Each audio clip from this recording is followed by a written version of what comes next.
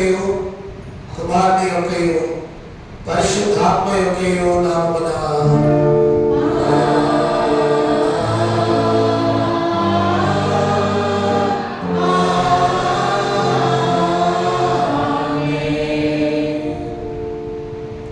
నీ వెలుగును నీ సత్యమును బయలుదేరి చేయము.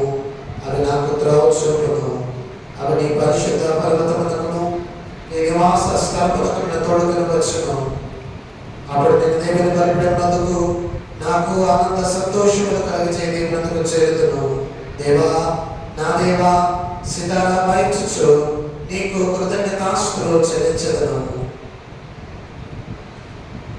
ప్రభునందు ప్రియులారా, యథార్థ హృదయంతో మన తండ్రి దేవుని సమీపించి ఆయన మన పాపములను ఒప్పుకొని మన ప్రభు అయిన యేసుక్రీస్తు పేరిట మనకు క్షమాపణ దయచేయమని వేడుకొందుము.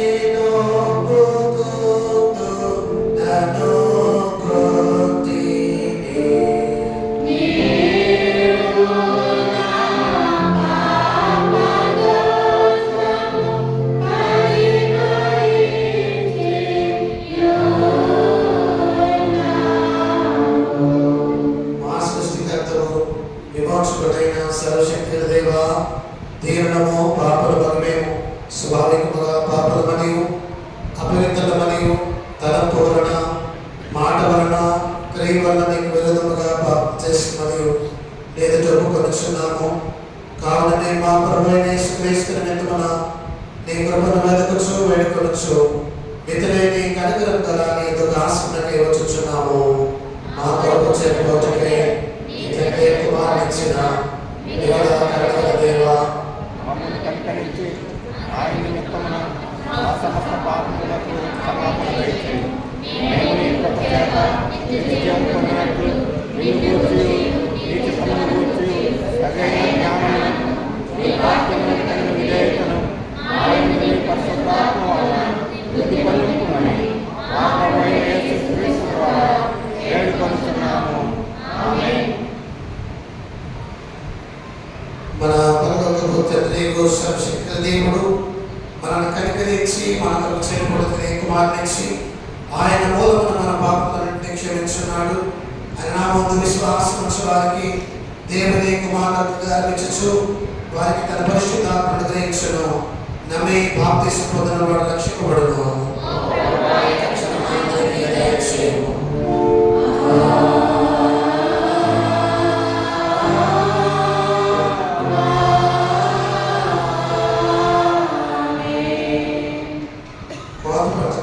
ఏర్పాటు చేయబడిన ప్రారంభ గీతము. యెహోవా సంవత్సరం నుండి దయా కిరీటము ధరింపచేసి ఉన్నావు. నీ జాడలో సాగు వెదజల్లుచున్నవి. నీ భూమిని దర్శించి దాన్ని తడుపుచున్నావు. దాని దొక్కులను విస్తారమైన నీళ్లతో తడుపుచున్నావు. దేవా, సీయోనులో మౌనముగా ఉంట నీకు స్తుతి చెల్లించుటే నీకు మొక్కుబడి చెల్లింపవలసి ఉన్నది.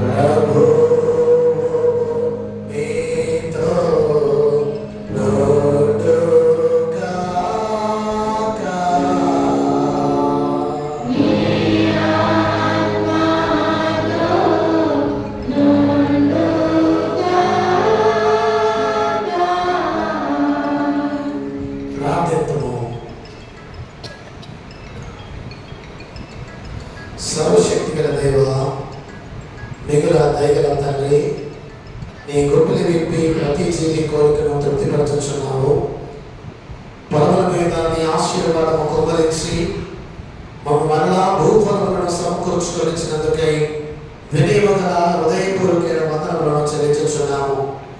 మేము విస్తారమైన నీతి ఫలములు గలవారమై నీకు అంగీకృతమైన స్తోత్రార్పణను ఎల్లప్పుడూ చెల్లించుచున్నట్లు మా హృదయములలో వెతబడిన నీ వాక్యమును జీవపు విత్తనమును దీవించి కాపాడమని నీతోనూ పరిశుద్ధాత్మతోనూ సదా యొక్క దేవుడై యుగయుగములు జీవించుచు పరిపాలించుచున్నాడు నీ కుమారుడు మా ప్రభు అయిన యేసుక్రీస్తు ద్వారా వేడుకొనుచున్నాము. ఆమేన్.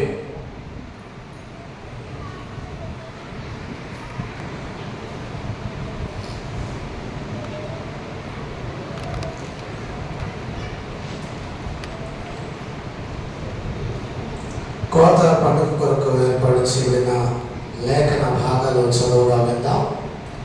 పాత నిబంధన పాఠ్యభాగము లేవియా కాండము 23వ అధ్యాయం 9 నుండి 17 వచనాలు ఖమ్మం చంద్రమాణికి గారు చదివినిపిస్తారు.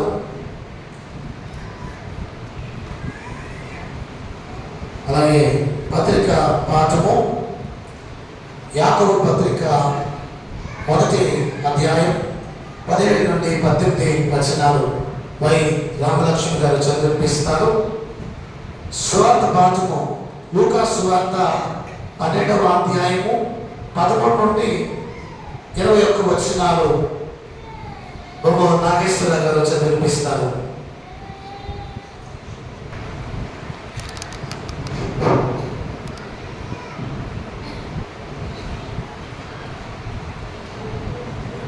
దేవునిగా ఏర్పాటు చేయబడినటువంటి పాత నిబంధన లేవి కాండం 23వ అధ్యాయం 9 నుండి 17 వచనం.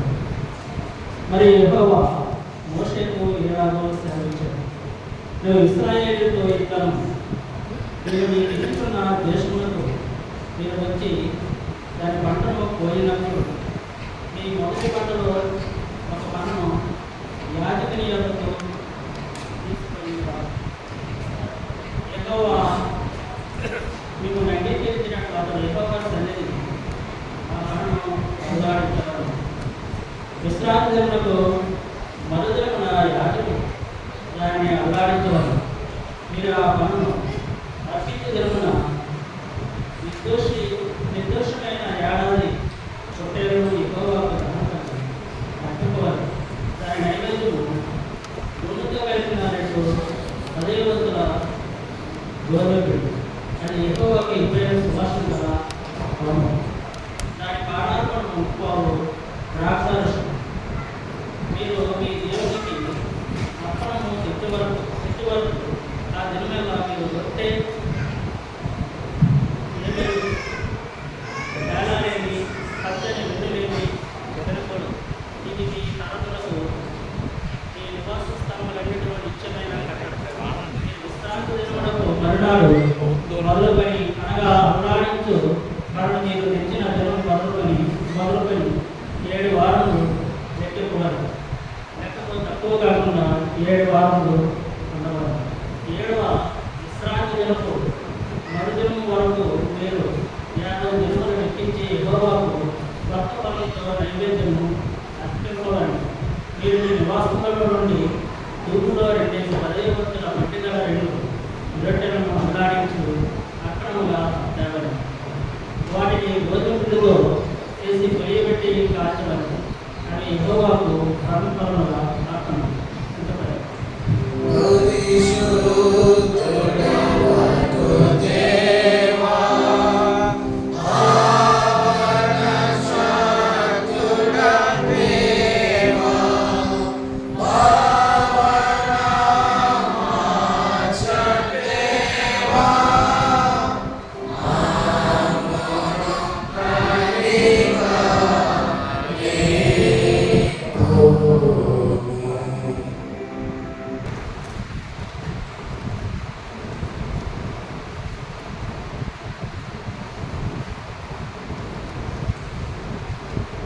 యాకోబు పత్రిక 1వ అధ్యాయం 17, 18 వచనాలు.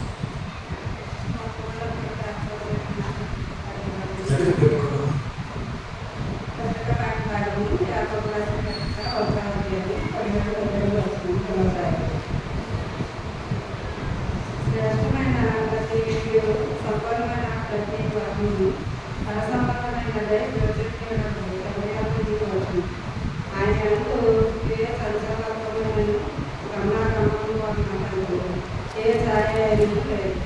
ఆయన తను సృష్టించిన వాటిలో నాకు పద్మకాలం కావాలన్న సత్యవాక్యం వారు సంకల్ప ప్రకారం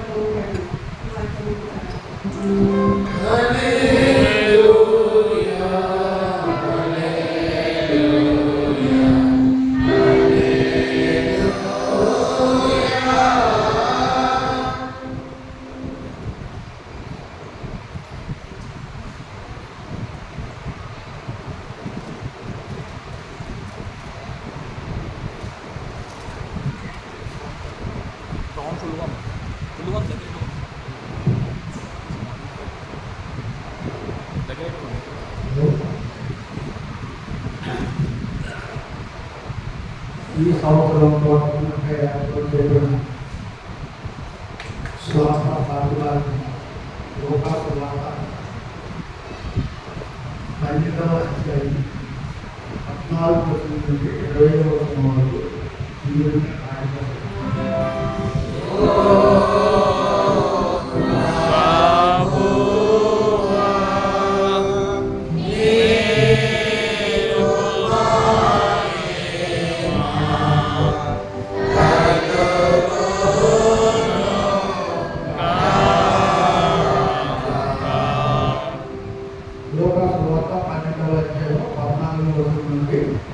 వచనం వరకు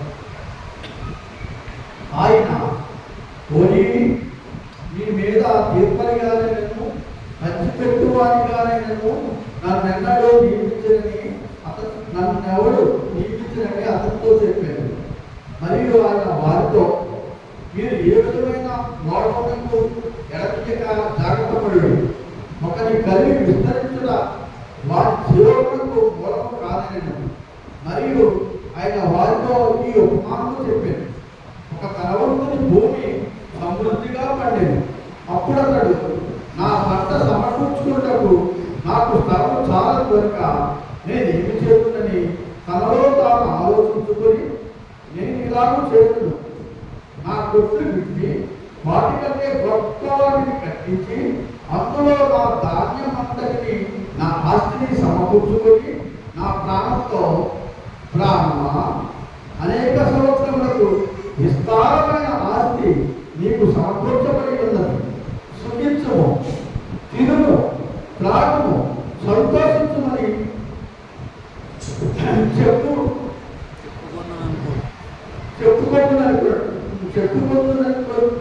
చెప్పుకుంటున్నాను ఈ వాక్యం పైన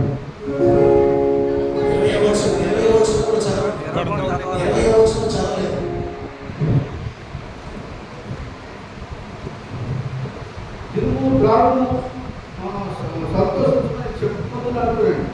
అయితే దేవుడు ఇవాళ ఈ రాత్రి నీ ప్రాణం అడుగుతున్నాను, నీవు సిద్ధపరచని ఎవరి పొందని అతనితో చెప్పారు. ఈ వాక్యం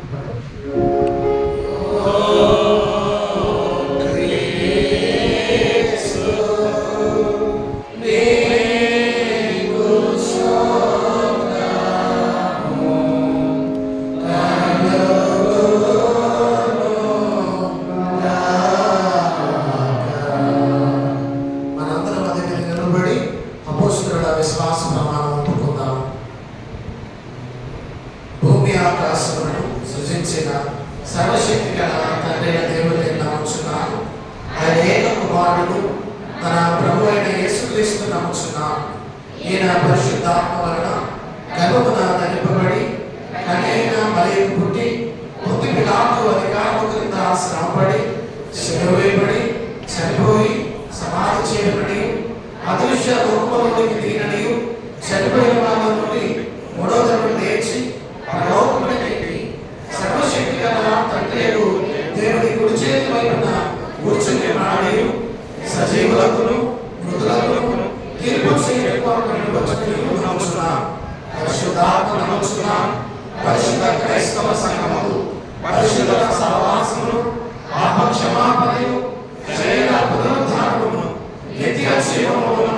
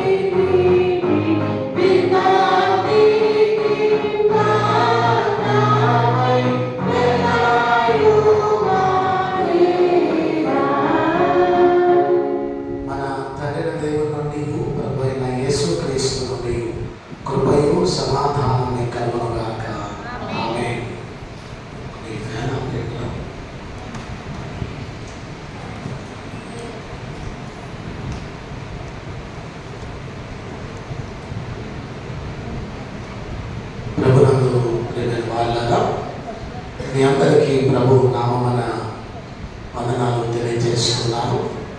మరియు కోత పండుగ శుభాలు తెలియజేస్తున్నాను. కోత పండుగ దీన్ని ప్రథమ ఫలముల పండుగ అని కూడా పిలుస్తారు. ఇశ్రాయేలు 7 పండుగల్లో మరి 3వ పండుగ ఈ ప్రథమ ఫలముల పండుగ. 7 పండుగలు ఏమిటంటే, 1 పస్కా పండుగ, 2వది పులియని రొట్టెల పండుగ, 3వది ప్రథమ ఫలముల పండుగ, మనం ఇప్పుడు పిలుస్తున్న కోత పండుగ, 4వది పెంతెకోస్తు పండుగ, 5వది బూరల పండుగ, 6వది ప్రాయశ్చిత్తార్థ పండుగ, 7వది పర్ణశాలల పండుగ. మరి ఈ దినం మనం ఆచరిస్తున్న పండుగ ప్రథమ ఫలముల పండుగ లేదా కోత పండుగ, కృతజ్ఞతార్పణల పండుగ అని పిలువబడుతూ ఉంది. మరి అబీబు నెలలో 16వ దినాన జరుపుకునేటువంటి పండుగ ఈ పండుగ. దీని చరిత్రక అంశం ఏంటంటే, యవన కోత ఉత్సవం. అంటే రైతులు కోత కోసిన తర్వాత ఆ ప్రథమ ఫలాన్ని దేవుని సన్నిధికి తీసుకొచ్చి కృతజ్ఞతలు చెల్లించేవారు. మరి ఈ ప్రవచన అంశం ఏంటంటే, యేసు పునరుద్ధానానికి సాదృశ్యంగా కూడా దీన్ని జ్ఞాపకం చేయడం జరిగింది. ప్రథమ ఫలం అంటే ఆయన ప్రథమ ఫల పంటగా పునరుద్ధానుడయ్యాడు. దానికి సూచన కూడా జ్ఞాపకం చేయబడుతూ ఉంది. మరి క్రీస్తు ప్రథమ ఫలముల పంటగా మృతుల్లో నుండి లేచడం ద్వారా ఆయన బిడ్డలకు ఆ పునరుద్ధానం ఉంది అనే సత్యమును కూడా జ్ఞాపకం చేస్తున్నాను. పొంగని రొట్టెలు మళ్ళను కూడా మరణము కూడా ఆ బాధ పెట్టడం, పాపం నుండి వెలికి తీసుకుని రావటం, క్రీస్తుకు ప్రథమ ఫలాలుగా ఆ పునరుద్ధానంలోనికి మనం ప్రవేశించడాన్ని జ్ఞాపకం చేస్తుంది. ఈ ప్రథమ ఫలముల పండుగ మరి 3 విషయాలు మనకు జ్ఞాపకం చేస్తుంది. మొట్టమొదటి ఏంటంటే, దేవుడు చేసిన సృష్టి క్రమమును జ్ఞాపకం చేస్తుంది. దేవుడు చేసిన సృష్టి క్రమాన్ని, అంటే సృష్టిలో మానవుడు ఒక ఉన్నతమైనటువంటి వ్యక్తిగా దేవుడు వారిని తీర్చిదిద్దాడు. తన స్వరూపములో తన పోలిక చొప్పున దేవుడు చేసుకున్నాడు. మరి అలాగూ చేసుకున్నటువంటి మానవుడు సృష్టి అంతటి పైన అతనికి అధికారం ఇచ్చాడు. దేవుడు ఏదైతే సృష్టించాడో ఆ సృష్టి అంతటి పైన మానవునికి అధికారం ఇచ్చాడు. భూమి యొక్క ఫలములన్నిటినీ మానవుడు అనుభవించేటట్టుగా చేశాడు. కనుక సృష్టిలో దేవుడు మానవాళి కొరకు చేసిన ప్రతిదీ చాలా శ్రద్ధగా దేవుడు చేసినట్టుగా మనం గమనించగలం. రెండవ సత్యం ఏమిటంటే, దేవునికి మానవాళిపై గల ప్రేమను జ్ఞాపకం చేస్తుంది. దేవునికి మానవాళిపై గల ప్రేమను జ్ఞాపకం చేస్తుంది. అంటే దేవుడు పాపిన మానవుని సైతం ప్రేమించగలిగిన దేవుడు అనే సత్యం ఇక్కడ మనం గమనించాలి. పాపిని సైతం దేవుడు ప్రేమించగలిగిన ఆయన ప్రేమమయుడు అనే సత్యం ఇక్కడ మనకు జ్ఞాపకం చేయబడుతుంది. ఆదామును ఆయన వెతికాడు. ఆదామా, నీవెక్కడ ఉన్నావు అని వెతికాడు ఆయన. మరి నీతిమంతుడైన నోవహును కనుగొన్నాడు. అబ్రహామును పిలిచాడు. యాకోబును ఇశ్రాయేలుగా మార్చాడు. ఇశ్రాయేలును ఐగుప్తు నుండి తీసుకువచ్చి వారిని విస్తరింపచేశాడు. పాలు తేనెలు ప్రవహించే దేశమునకు వారిని చేర్చాడు. చివరకు తన సొంత కుమారుణ్ణి మన కొరకు ఇవ్వటానికి ఆయన వెనుకాడలేదు. తన సొంత కుమారుని మన కొరకు ఇచ్చాడు. అదే విషయాన్ని యోహాను తన రాసిన పత్రిక 4వ అధ్యాయంలో ఆయన తన కుమారుని మన కొరకు ఇచ్చాడు అని జ్ఞాపకం చేస్తూ, ఇందులో ప్రేమ ఉన్నది అనే మాట జ్ఞాపకం చేస్తున్నాడు. ఇందులో ప్రేమ ఉన్నది. ప్రేమ మన కొరకు ప్రాణం పెట్టినంత ప్రేమ ఆయన మనపై చూపించాడు అనే సత్యాన్ని మనం జ్ఞాపకం చేసుకోవాలి. అందుకే దేవుని ప్రేమను మనం తలంచుకున్నప్పుడు, అంటే సృష్టిలో మనకు కావలసిన వాటన్నిటినీ దేవుడు సమకూర్చాడు. భూఫలములను, మరి వృక్ష ఫలములను అన్నింటినీ దేవుడు మన కొరకు సమకూర్చాడు. వాటిని మనం భుజిస్తూ ఉన్నాం. భూఫలం అంటే ధాన్యం. ఇప్పుడు మనం రైస్ వండుకుని తింటున్నాం, ఇది భూఫలం, వృక్ష ఫలాలు.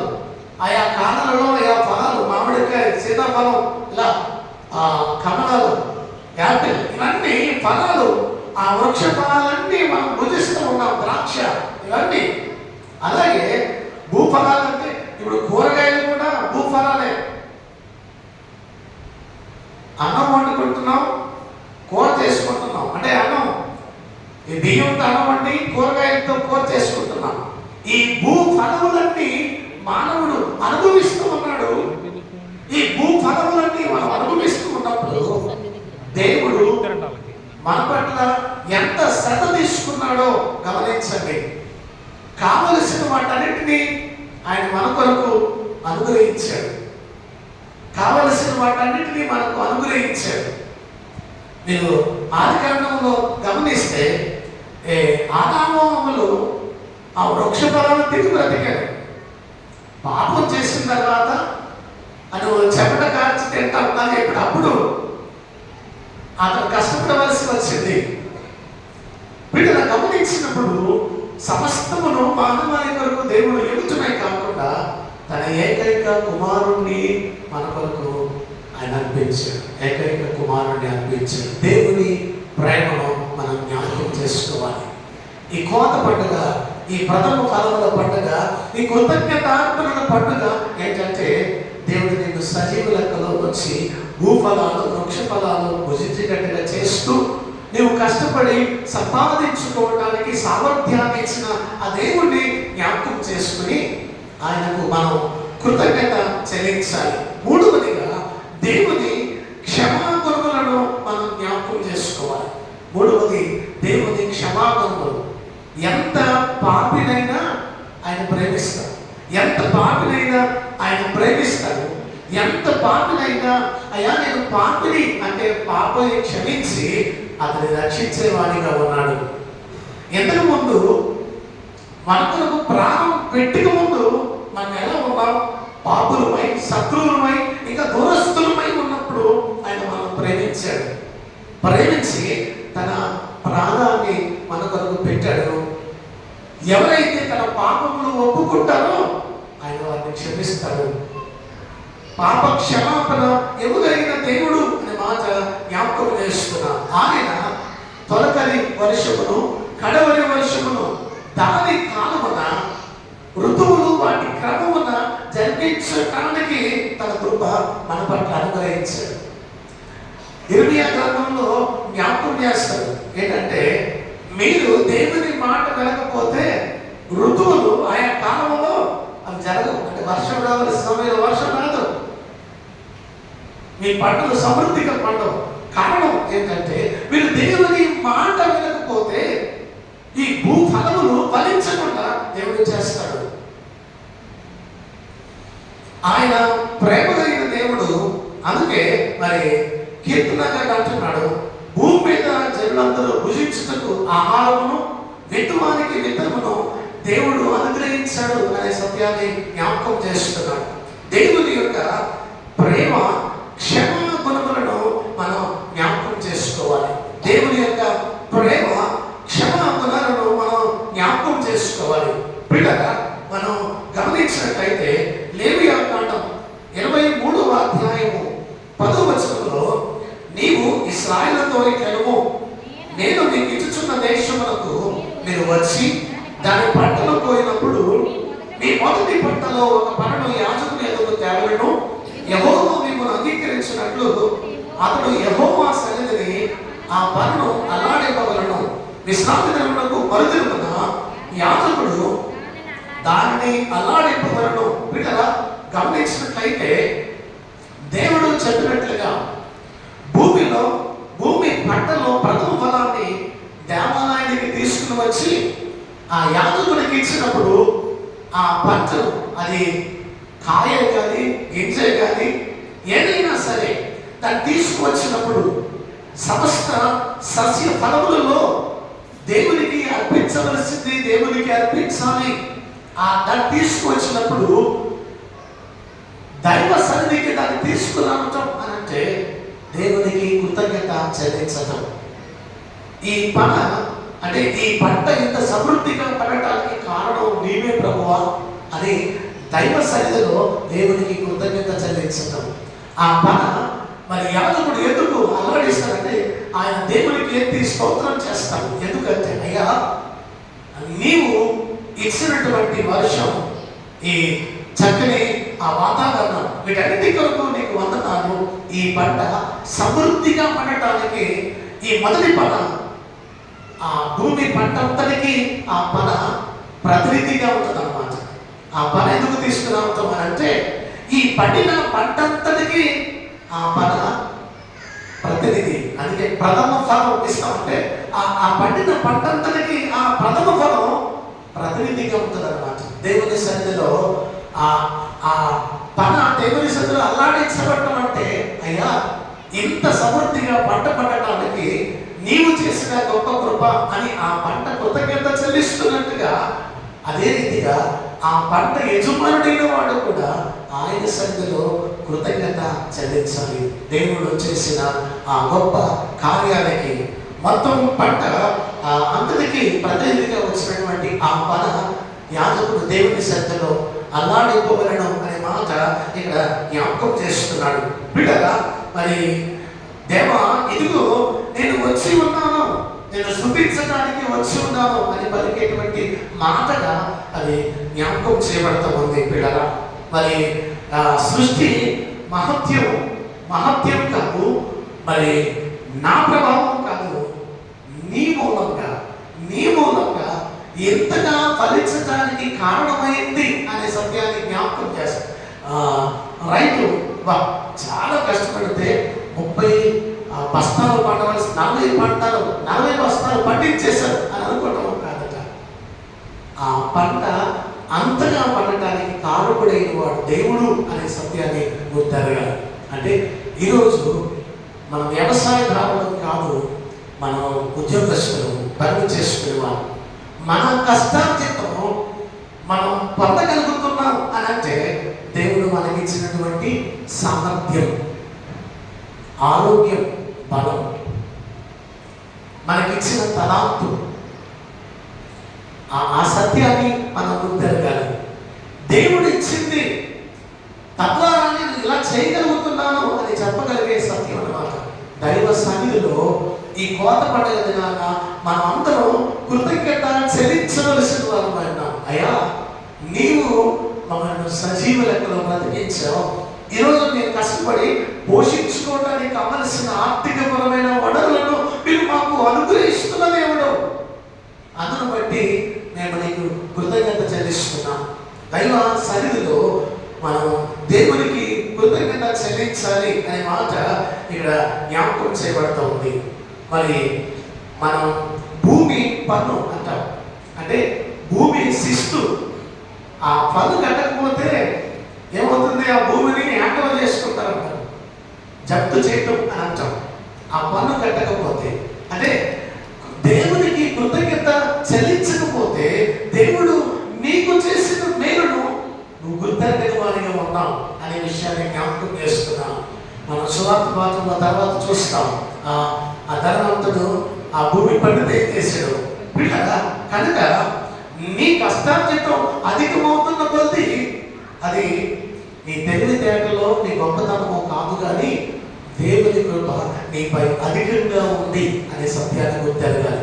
దేవుడు నాకు తన కృప అనుగ్రహించి ఇవన్నీ నాకు దయచేశాడు అనే సత్యాన్ని మనం జ్ఞాపకం చేసుకోవాలి. దేవుడు మనకు ఇవన్నీ ఇస్తున్నాడు అనే విషయాన్ని మనం గుర్తెరగలట. వీళ్ళగా మరి చాలాసార్లు నేను జ్ఞాపకం చేస్తాం. కోత పండుగ అనే మాట మనం గమనించగలిగినట్లయితే, కోత పండుగ అంటే వ్యవసాయదారులందరికీ కోత పండుగ. మామూలు క్రైస్తవులు కంటే ఇది కోత పండుగ. ఎలాంటి కోత? దేవునికి ఇవ్వటంలో కోత వేయటం అనమాట. అది కోత, అసలు కోత. దేవునికి ఇవ్వటంలో కోత వేస్తాం, అన్నిటికీ ఖర్చు పెడతాం. ఇప్పుడు మాంసం 1000 రూపాయలైనా మటన్ 1000 రూపాయలైనా కొడతాం, కానీ దేవునికి ఇవ్వటంలో అదే అంతే, అన్ని తీసుకుంటాడు అనుకుంటా. కోత అసలు కోతేమో వాళ్ళు పంట కోసినందుకు కృతజ్ఞతగా దేవుని సన్నిధికి చెల్లించటం. కానీ మనమేమో దేవునికి ఇచ్చిన వాటిలో కోత వేసి తగ్గడం చేస్తాం. దేవునికి చూస్తా మనం ఇవ్వలేమంటారు. కానీ పిల్లలు గమనించండి, ఈ ప్రతి సంవత్సరం ఈ కృతజ్ఞతార్పణల పండుగ, ప్రథమ ఫలముల పండుగ ఏంటంటే దేవుడు నిన్ను పోషిస్తున్న విధానం జ్ఞాపకం చేసుకోవాలి. నీకు ఆరోగ్యం ఇచ్చి నేను బలపరిచిన విధానం జ్ఞాపకం చేసుకోవాలి. నువ్వు ఆరోగ్యంగా ఉంటేనే ఏదైనా చేయగలవు. ఆరోగ్యంగా లేకపోతే కష్టార్జితులు ఎక్కడుంటుంది? నేను ఉండదు. నిన్ను ఆరోగ్యవంతునిగా ఉంచి నువ్వు కష్టపడటానికి ఇంకొక ఉద్యోగాన్ని అనుగ్రహించి ఈరోజు మనం ఉన్నతంగా జీవించే గొప్ప భాగ్యాన్ని దేవుడు ఇచ్చాడు. ఆ భాగ్యాన్ని మనం జ్ఞాపకం చేసుకునే వారిగా ఉండాలి అనే మాట జ్ఞాపకం చేస్తున్నా. చూడండి ఒకసారి అపోస్తలుల కార్యముల గ్రంథం, అపోస్తలుల కార్యముల గ్రంథం 14వ అధ్యాయము 17వ వచనం. అయినను ఆయన ఆకాశము నుండి మీకు వర్షమును ఫలవంతములైన ఋతువులను దయచేయచ్చు, ఆహారము అనుగ్రహించచ్చు, ఉల్లాసముతో మీ హృదయమును నింపుచు, మేలు చేయడం చేత తండ్రి గురించి సాక్ష్యము లేకుండా చేయలేదని దగ్గరగా చెప్పాడు. ఇవన్నీ ఆయన ఇస్తున్నాడు, అది సాక్ష్యం. నీకు ఇవన్నీ ఆయన అనుగ్రహిస్తున్నాడు. ఏమంటాడు ఇక్కడ? ఆకాశము నుండి మీకు వర్షమును ఫలవంతములైన ఋతువులను దయచేయచ్చు, ఆహారమును అనుగ్రహించచ్చు. ఒకసారి గమనించండి, పంటలేవి పంటలేదు అనుకోండి, మనకి ఎక్కడి నుంచి వస్తుంది రైస్? మనం కొనుక్కోవడానికి రైస్ కొంటున్నాం. ఓకే, ఒకవేళ ఏ పంటలు పండలేదు అనుకోండి, భూమి మీద పంటలు ఏమి పండకపోతే మనం తినడానికి ఏమవుతుంది? కరువు వస్తుంది. మనిషికి పీకు తినే పరిస్థితి ఏర్పడుతుంది. అలా ఏమీ లేకుండా ఫలవంతమైన ఋతువులను దయచేయచ్చు, ఆహారమును అనుగ్రహించచ్చు, ఉల్లాసముతో మీ హృదయములను నింపచ్చు. ఆహారం అనుగ్రహించచ్చు, ఉల్లాసముతో మీ హృదయాలు నింపుతూ. ఉల్లాసం ఎక్కడైంది? కొంచెం ఎక్కువ ఇదంటే మనకి పార్టీలు అవుతున్నాయి కదా. ఉల్లాసం ఎక్కువైతే పార్టీ, ఆ పార్టీ, గార్డెన్ పార్టీ, ఎక్కువ పార్టీ కదా. ఉల్లాసం దేవుడు అనుగ్రహించిన ఆ సంతోషంతో ఉల్లాసంగా బయట ఎంజాయ్ చేస్తున్నాం. కానీ దేవుని సన్నిధిలో ఉల్లాసంతో దేవుని స్తుతించాలి. అది నీకు ఉల్లాసం ఇచ్చదైనా నువ్వు సంతోషంగా ఉండేట్టుగా చేశాడు. సంతోషంగా ఉండేట్టుగా చేసిన నీ దేవునికి సంతోషంతో నువ్వు కృతజ్ఞత చెల్లించాలి. మన ఉల్లాసముతో నీ హృదయం నింపుచు, మేలు చేయుట చేత తన్ను గురించి సాక్ష్యము లేకుండా చేయలేదని దగ్గరగా చెప్పింది. మేలు చేయుట చేత ఆయన ప్రతి విషయంలో మనకు మేలు చేసేవాడిగా ఉన్నాడు. మేలును అనుగ్రహించేటువంటి గొప్ప దేవుడు ఆయన అనే విషయాన్ని మనం గుర్తెరగాలి. మన జీవితాల్లో సమస్తాన్ని అనుగ్రహిస్తూ మేలుల చేత ఆయన మనం నింపుతున్న దేవుడు అనే విషయాన్ని జ్ఞాపకం చేసుకోవాలి. ఆనాటి ఇశ్రాయేలులు వాగ్దాన దేశంలో ప్రవేశించి వారికి ఇచ్చినటువంటి వాటిని వారు అనుభవిస్తూ ఆ పంటలు వాటన్నిటిని అనుభవిస్తూ ఉన్నప్పుడు ప్రతి సంవత్సరం ఈ ప్రథమ ఫలముల పండుగ వారు ఆచరిస్తూ దైవ సన్నిధికి తీసుకొచ్చేవారు. నేను తల్లుపాడులో పనిచేస్తున్నప్పుడు, ఈ తల్లుపాడు అనగా ప్రకాశం జిల్లా తల్లుపాడులో పనిచేస్తున్నప్పుడు ఒక నెల ఆ ఊరు వారందరూ వేరే ఊరు వెళ్తారు. వేరే ఊరు చాలా దూర ప్రాంతానికి వెళ్ళి పంటలు కోత టైంలో ఆ పంటలన్నీ కోసిన తర్వాత వాళ్ళు వచ్చినటువంటి ఒడ్లన్నీ తీసుకుని ఒక లారీలో ఒడ్లు వేసుకొస్తారు. అన్నీ వేసుకొచ్చి వాళ్ళు వాటలు వేసుకున్నప్పుడు ఆ వాటలో కొంత దేవునికి తీస్తారు. కొన్ని బస్తాలు దేవుని సన్నిధికి తీసుకొచ్చేవారు. ఇవి దేవునివి అని. అంటే మేము కష్టం కష్టపడి సంపాదించిన దీంట్లో ప్రథమ ఫలం అని, ఆ ప్రథమ ఫలం మాకు ఇంటికి ఇచ్చేవారు బస్తాలు. దేవుని సన్నిధికి తీసుకొచ్చి పాస్టర్ గారికి ఇచ్చేవారు. అంటే ప్రథమ ఫలం అర్పించేవారు. ఆ సైడ్ అంతా ఆ ఫల పండుగ ఆచరిస్తారు. గమనించినట్లయితే పిల్లగా, అంటే కృతజ్ఞతగా చెల్లించటం. ఈరోజు దేవుడు మనకు చేసిన వాటి దేవుని సన్నిధికి మనం చెల్లించటం అంటే ఆయన తన మేలు చేత నింపాడు కనుక మేలు చేత నింపిన దేవునికి మనం చెల్లించటం, దేవునికి చెల్లించటం. ఆయన మనను ఆశీర్వదించాడు, పోషించాడు కనుక మనం ఆయనకు చెల్లించటం అనే మాట రాయబడి ఉంది. ప్రథమ అంటే అనేటువంటిది ఏంటంటే గొప్ప అనే భావం జ్ఞాపకం చేస్తుంది. ప్రాముఖ్యము, ప్రధానుడు. దేవునికి మనము ప్రాముఖ్యమైన భాగాన్ని ఇవ్వటం అనే మాట జ్ఞాపకం చేయబడతా ఉంది పిల్లల. దేవునికి ప్రాముఖ్యమైన భాగాన్ని ఇవ్వటం అనే మాట ఇక్కడ జ్ఞాపకం చేయబడతా ఉంది. అలాగా ఒకడు అనుకున్నాడంట, మరి తన గేదె బాగా ఏంటే ఆ ప్రథమ తోడ దేవుని సన్నిధికి తీసుకొచ్చి పాట వేసి దానంతా అర్పిస్తారు అనుకున్నాడంట. అనుకుని మంచి తోడు పుట్టింది.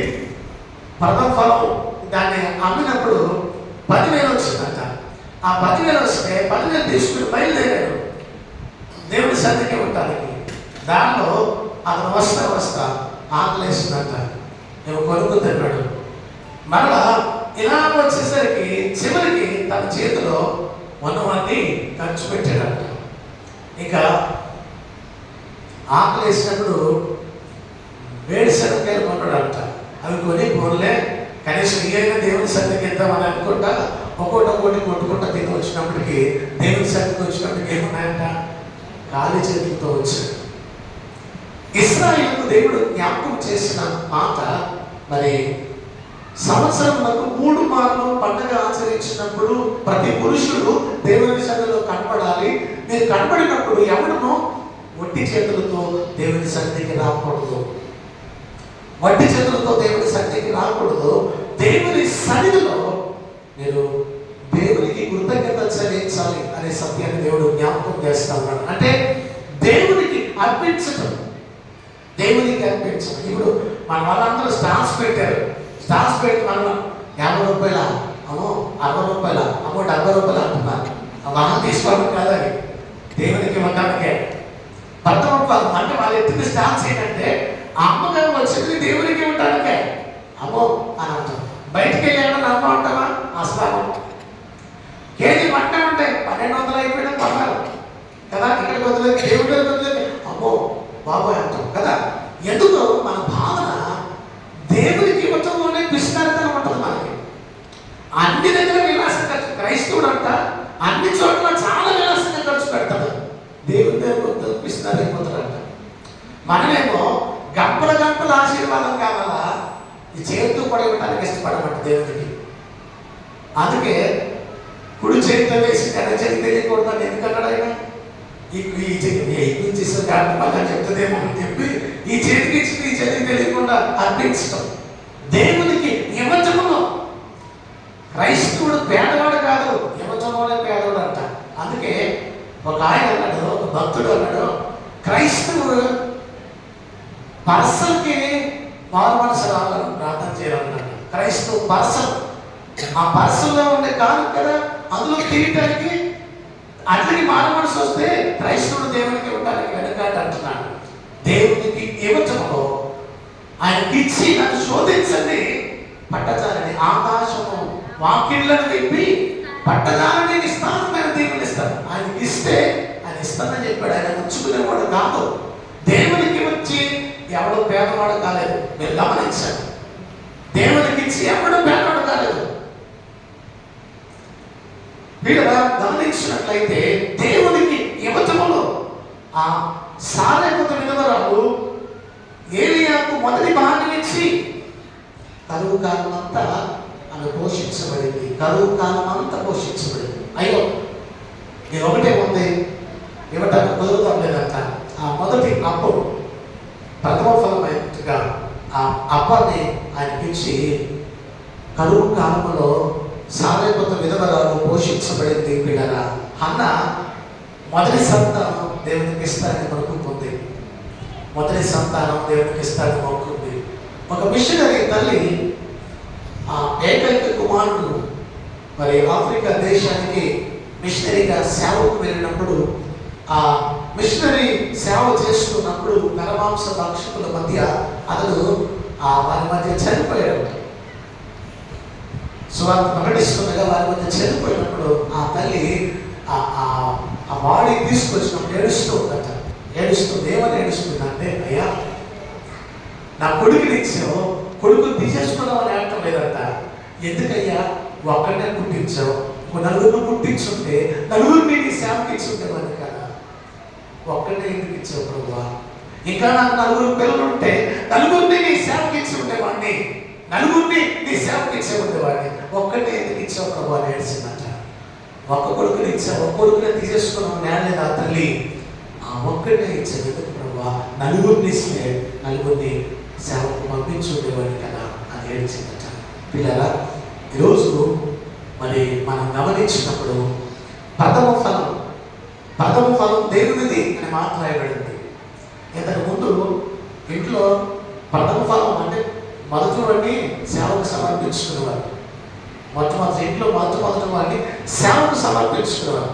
అసలు మనం ఇప్పుడు ఏమంటే 5 బిడ్డలు ఉన్నా సేవ అంటేనే మనం భయపడుతూ ఉంటాం. సేవ గురించి విమర్శించమంటే విమర్శిస్తాం, కానీ నీ కొడుకుని సేవకు పంపించమంటే పంపించు. సేవకుడు గురించి విమర్శించి మాట్లాడతాం. నీ ఇంట్లో ఒక కొడుకుని సేవకమంటే ఇవ్వలేవు. గమనించండి, దేవుని ప్రథమ ఫలం దేవుని సొత్తు అన్నాడు. అది గొర్రె పిల్లైనా మేక పిల్లైనా ఏదైనా సరే ప్రథమ ఫలం దేవునికి సమర్పించేవారు. మొదటి ఫలం మన పిల్లలను నలుగురు ఉన్నా, ఒకటి ఇంజనీరు, ఒక డాక్టర్, ఒకటి ఇంకోటి కూడా అంటారు తప్ప ఒకటి సేవకుడు అని మాట్లాడతారా? మనం మాట్లాడలేము. దేవునికి ఏముంటాము, మనకి ఇష్టం ఉండదు.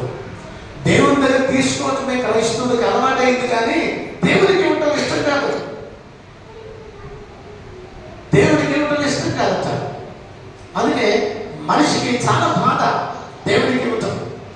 కానీ అబ్రహాము దేవుడికి ఇవ్వగా అబ్రహాం మళ్ళా దేవునికి ఇవ్వడానికి సిద్ధపడ్డాడు. ఏకైక కుమారుడైన ఇస్సాకును బలిగా అర్పించడానికి సిద్ధపడ్డాడు. ఆ ప్రథమ ఫలాన్ని దేవునికి ఇవ్వటానికి అబ్రహాం ఇష్టపడ్డాడు. హన్న ఎన్ని సంవత్సరాలు అయింది సంతానం లేక, మళ్ళీ సంతానం దేవుడు ప్రార్థన చేసి ఒక కొడుకుని ఇస్తే ఆ కొడుకుని మళ్ళీ నీకే ఇస్తాను ప్రభు అని ప్రార్థన చేస్తున్నాను. దేవునికి ఇవ్వటంలో ఉన్న సంతోషం, ఆమె చాలా సంతోషాన్ని అనుభవించి దేవునికి ఇవ్వటం, మనస్ఫూర్తిగా దేవుని శరీరానికి తన కుమారుని అప్పగించింది. పిల్లరా, మన బిడ్డలను దేవునికి ఇచ్చిన వారిగా, దేవుడు మనకి ఇచ్చిన వాటిని దేవునికి ఇచ్చిన వారిగా ఉండాలి. హేబేలు తొలుచూలు పుట్టిన వాటిని దేవునికి అందించాడు. కయీను పంటలో కొంత, కానీ హేబేలట తొలిచూరుడు.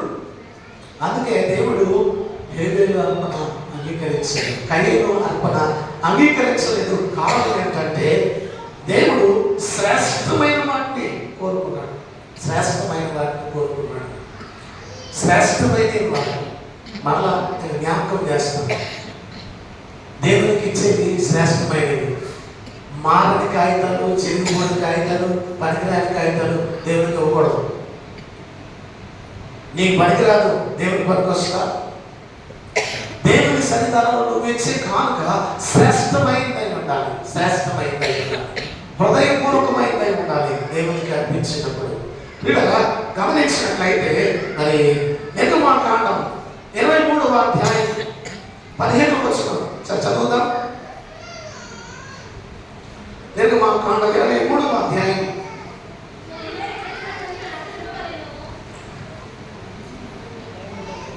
23:15.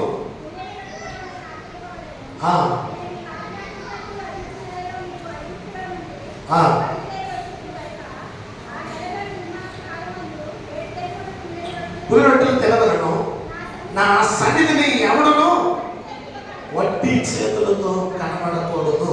నా సన్నిధిని ఎవడును ఒట్టి చేతులతో కనబడకూడదు అంటున్నాడు. నీవు పొలంలో విత్తిన నీ వ్యవసాయపు తొలి పంట యొక్క కోత పండుగను పొలంలో నుండి నీ వ్యవసాయ ఫలం నుండి కూర్చుకున్న తర్వాత సంవత్సరాంతమందు ఫల సంక్రాంతి పండుగ ఆచరింపవలను.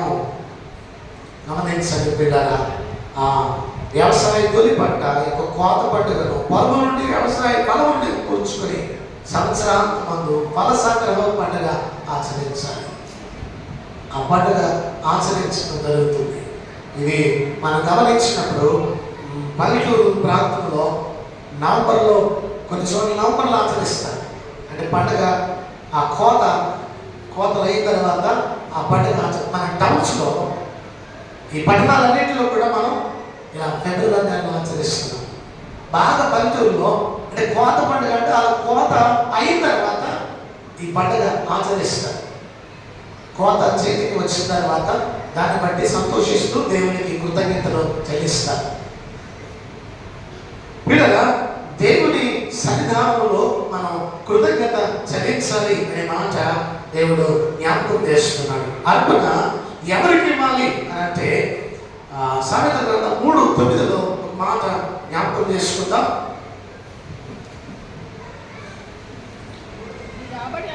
నీ రాబడి అంతటిలో ప్రథమ ఫలమును నీ ఆస్తిలో భాగమునిచ్చి యెహోవాను కనపరచు. నీ రాబడి అంతటిలో ప్రథమ ఫలమును నీ ఆస్తిలో భాగమునిచ్చి యెహోవాను కనపరచు. దేవుడు జ్ఞాపకం చేస్తున్నాడు. నీ రాబడి అంతటిలో ప్రథమ ఫలం దేవునికి ఇవ్వాలి. ప్రథమ ఫలం దేవునికి అర్పించాలి. నీ ఆస్తిలో భాగమునిచ్చి యెహోవాను కనపరచు అంటున్నాడు. ఎవరికి ఇవ్వాలట? దేవునికి ఇవ్వాలి. మనం సంపాదించిన వాటిలో దేవునికి పక్కన పెట్టేయాలి. అది ముట్టుకోకూడదు. దేవునికి మనం సంపాదించిన వాటిలో ప్రథమ ఫలం దేవునిది. ఆ దేవుని మాట దేవునికి పక్కన పెట్టాలి. దాని మనం చేతులు వేయకూడదు. అది ఆయనది. వేరే వాటినే మనం వాడుకోవాలి. దేవునికి ఇచ్చి మీరు చూడండి, మీకేం లోటు ఉండదు. దేవుడు సమృద్ధిగా ఆశీర్వదిస్తాడు. మనం ఎలా ఇవ్వాలి అని అంటే కొరింథీకి రాసిన మొదటి పత్రిక 16వ అధ్యాయం 2వ వచనం. దేవునికి ఎలా ఇవ్వాలి?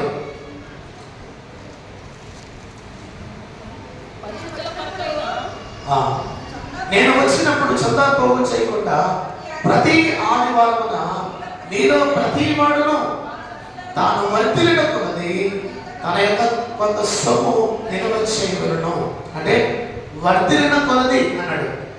దేవుడు మనను వర్ధిల్ల చేసిన కొలది మనం దేవునికి ఇవ్వాలి. దేవుడు మనను వర్ధిల్ల చేసిన కొలది అంటే చాలా జాగ్రత్తగా గమనించండి. మన జీతాలు పెరుగుతున్నాయి, మన ఇంక్రిమెంట్లు పెరుగుతున్నాయి, మనం కష్టపడే ఆదాయం పెరుగుతుంది, కానీ మనం ఇచ్చే కాలం పెరగటం లేదు. ఆయన ఏమన్నాడు? వర్ధిల్లిన కొలది అన్నాడు. అంటే 10 సంవత్సరాల క్రితం నువ్వు ఎంత ఇస్తున్నావో ఇప్పుడు కూడా అంతే ఇస్తే నేను అభివృద్ధి చేస్తున్నాడు కదా ఆయన. నువ్వు వర్ధిల్లిన కొలది అన్నాడు ఆయన. నేనేమి మామూలుగా అడగట్లే, నేను వర్ధల చేశాడు. వర్ధన కొలది మనం ఇవ్వాలంట. అన్నీ పెరుగుతున్నాయి, దేవుని కానుక పెరగటం లేదు. దేవునికి ఇవ్వటంలో ఎందుకు మనం వెనుబడతా ఉన్నాం? వర్ధిల్లిన కొలది ఇవ్వాలి అని దేవుడు స్పష్టంగా జ్ఞాపకం. నా మాట కాదు, దేవుని మాట. వర్ధిల్లిన కొలది ఎవరికి ఇస్తున్నారు? దేవుని సన్నిధికి ఇస్తున్నారు. మనుషులకి ఇవ్వటం లేదు. మనం దేవునికి ఇస్తున్నాం. దేవునికి వర్ధిల్లిన కొలది ఇవ్వాలి. మూడవదిగా మనం గమనిస్తే మనం ఎలా ఇవ్వాలంట? సామర్థ్యము కంటే ఎక్కువగా ఇవ్వాలంటున్నాడు. కొరింథీకి రాసిన 2వ పత్రిక 8వ అధ్యాయం 4వ వచనం.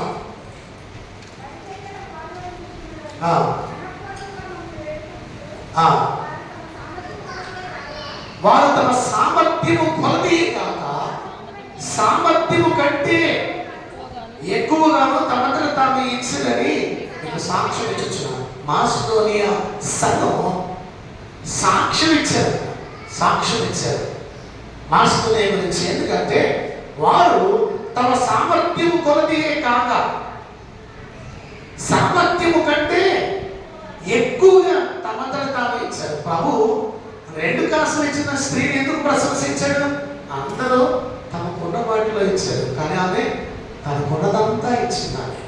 అందుకే ఆమెను ప్రభు ప్రశంసించాడు. ప్రభు ఆమెను ప్రశంసించడానికి కారణం హృదయపూర్వకంగా దేవుని మీద ఆనుకుని నా దేవుడు చూసుకుంటాడులే అని దేవుడికి ఇచ్చుతాను. అందుకే ఆమెను దేవుడు ప్రశంసించాడు. ఇలా అందుకే అంటున్నాడు ఇక్కడ సామర్థ్యము కంటే ఎక్కువగా ఇవ్వటం. మాసిదోనియా సంఘం ఒక 100 రూపాయలు ఇవ్వగలిగిన సామర్థ్యం ఉందనుకోండి, వారు 1000 రూపాయలు ఇచ్చారు. అంటే సామర్థ్యము కంటే ఎక్కువగా ఇవ్వటం, దేవునికి ఇవ్వటం.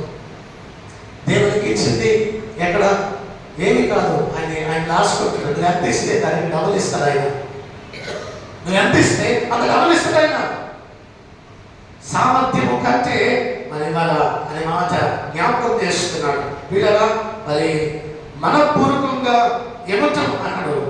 మనపూర్వకంగా ఇవ్వటం. ఇంటికి చదవండి.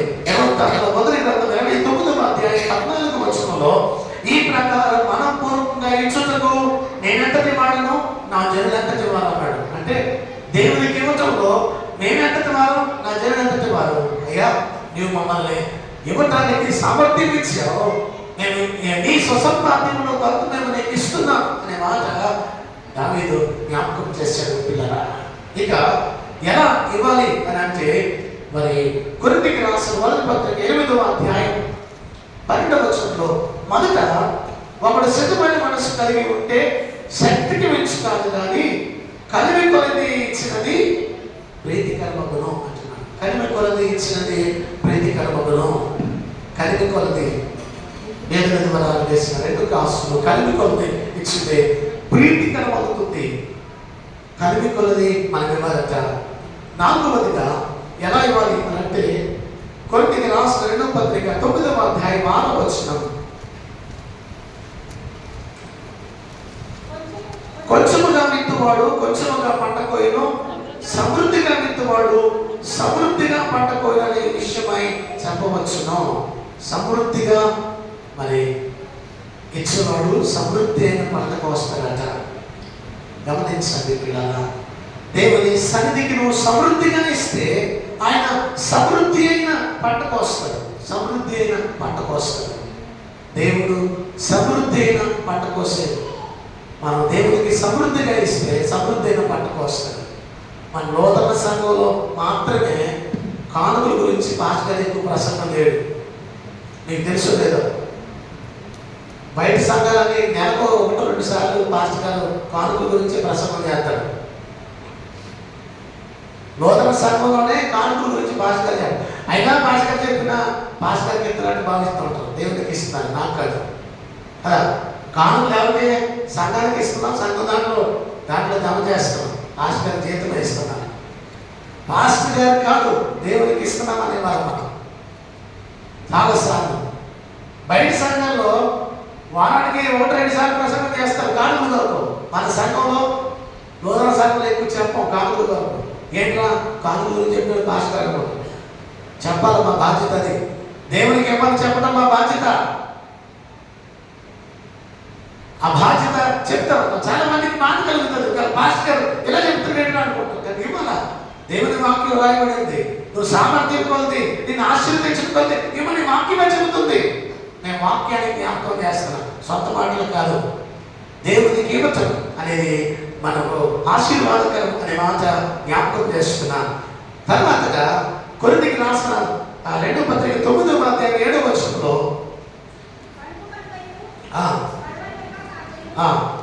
ప్రతి వాడును తన హృదయంలో నిశ్చయించుకున్న ప్రకారము ఈవలను దేవుడు ఉత్సాహముగా ఇచ్చువారిని ప్రేమించు. అంటే నువ్వు దేవుని ప్రేమ పొందాలంటే ఉత్సాహంగా ఇవ్వాలంట. చదువుకుంటా, బాధపడతా, ఏడుస్తా, కన్నీరు కాలుస్తా దేవునికి ఇస్తే దేవుని ప్రేమను పొందలేవు. దేవుడు ఉత్సాహముగా ఇచ్చు వారిని ప్రేమించును. మనపూర్వకంగా ఇవ్వండి, దేవుడు మమ్మల్ని ప్రేమిస్తాడు, దేవుడు మిమ్మల్ని దీవిస్తాడు. మనపూర్వకంగా దేవుడు ఉత్సాహంగా ఇచ్చు వారిని ప్రేమించును అంటున్నాడు. పిల్లరా గమనించండి, దేవుడు తన కృప అనుగ్రహిస్తాడు.